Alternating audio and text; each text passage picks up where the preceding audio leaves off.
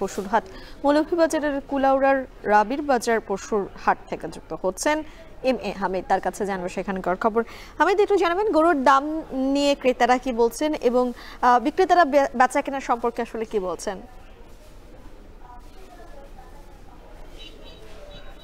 মিম, আমি এই মুহূর্তে দাঁড়িয়ে আছি কুলাউড়া উপজেলার সবচেয়ে বড় পশুর হাট রবির বাজারে, এবং এছাড়াও বেশ কিছু পশুর হাট রয়েছে, বিশেষ করে ব্রাহ্মণবাজার, কমলগঞ্জের আদমপুর, এছাড়া মৌলভীবাজারের সদরে অনেকগুলা পশুর হাট রয়েছে।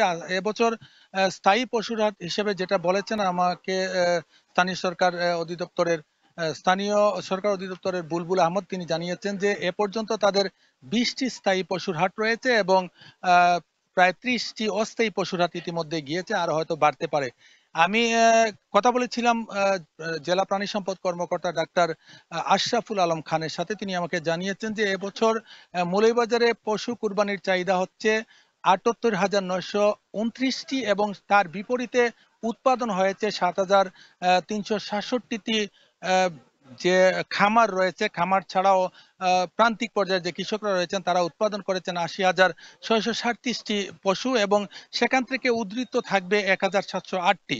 আপনি যেটা বলছিলেন যে আসলে গরুর দাম নিয়ে ক্রেতারা বা পাইকাররা কি বলছেন, আমি তাদের সাথে কথা বলেছিলাম। তারা জানিয়েছেন যে গত বছরের তুলনায় এবছর কিন্তু পশুর দাম একটু বেশি রয়েছে, গরু মহিষ বা ছাগলের দাম বেশি রয়েছে, কিন্তু বেচা বিক্রিও ভালো আছে, এবং যারা বিক্রি করছেন তারা বলছেন যে তারা বেশি দামে কিনে আনতে হচ্ছে, এজন্য বেশি দামে বিক্রি করতে হচ্ছে। আমি ক্রেতাদের সাথে কথা বলেছিলাম, তারা বলছেন যে না, এবছর যে দাম রয়েছে সেটা তাদের নাগালের মধ্যে রয়েছে।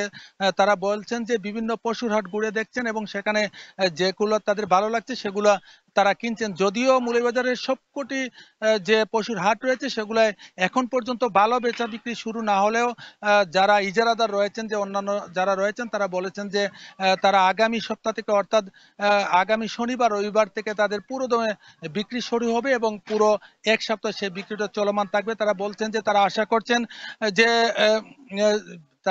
তারা বলছেন যে তারা বিভিন্ন ভাবে ক্ষতিগ্রস্ত হলেও তারা আগামী সপ্তাহে সেটা পুষিয়ে নিতে পারবেন। আমি কথা বলেছিলাম রবির বাজারের ইজারাদার দীপক দের সাথে। তিনি বলেছেন যে তাদের বিভিন্ন কারণে তাদের যে ইজারার যে জায়গাটা ছিল সেটা সংকীর্ণ হয়ে গিয়েছে এবং তারা অন্যত্র পশুর হাট বসিয়েছেন। এই ছিল আমার কাছে মৌলভীবাজারের কুলাউড়া রবির বাজার থেকে সবশেষ।